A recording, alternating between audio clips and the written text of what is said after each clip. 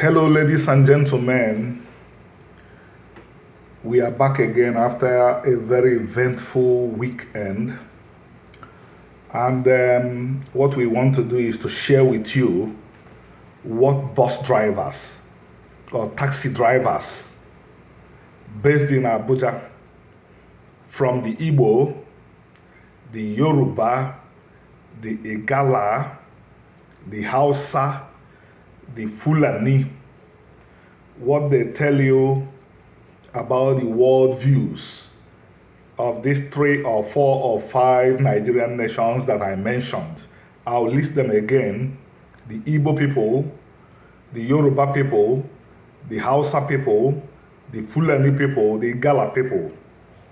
When I lived in Abuja as a lawyer and as a law teacher, I've always nursed this urge to see the Nigerian peoples, to know what makes them so different, why the country has a problem called tribalism.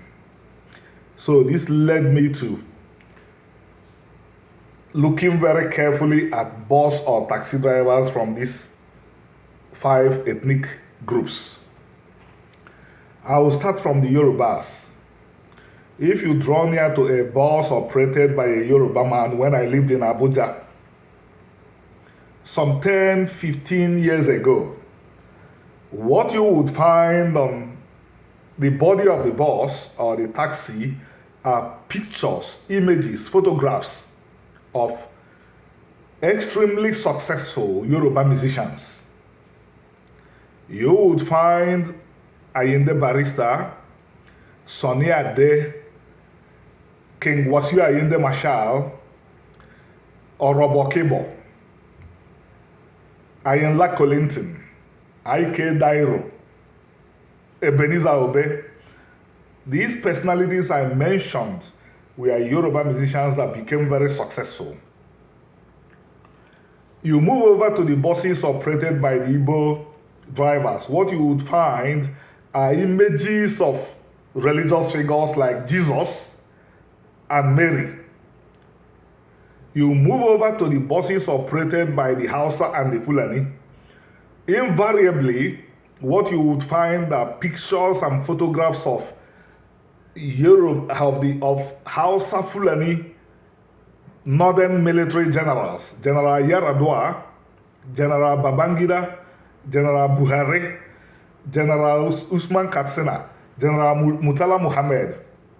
These are the personalities you'll find their photographs and images on the buses operated by the Hausa and Fulani. You move over to the Igala, they were not as many as the bus drivers from the other ethnicities, but there were a few because the Igalas live in the neighboring Kogi state. What you will find on the buses operated by the Igala are almost always the photographs of the king of the Igala people, the Ata of Igala. I gave this a lot of thought. On the Yoruba buses, you would find the images of very successful Yoruba musicians. On the buses operated by the Igbos, you would find images of Jesus and Mary. On the buses operated by the Hausa Fulani people, you would find images of military rulers of Nigeria. On the buses operated by the Igala, you would find images of the Ata of Igala, the king of the Igala people. What we learn from this? What do we learn from this? What we learn from this is, I've not been able to find out exactly why the Yorubas will go for pictures of the artists, the Yoruba musicians. But what I guess is their monarchy, the Yoruba monarchies, have to some extent become, can I use the term modernized? Because if they have not become liberalized, let me use the term liberalized, the Yorubas would have used images of their kings, but they used images of their musicians. The Hausa Fulani have very strong monarchical traditions. The emirs are very powerful kings. But they have been, to some extent, replaced as rulers by the military generals. So the Hausa Fulani went to those figures that have ruled them, to strong rulers come emanating from them, and honor them by putting their pictures up on their buses. The Igbos,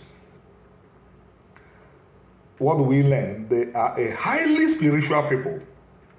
Because they have been Christianized, they now use Christian religious icons. But one lesson we learn from this is that if they were not Christianized, they would have used the Ofo, the image of the Ofo. The Ofo is one of the most important religious objects of the Igbos. It is simply the staff of Aaron. That's what the Igbos would have used.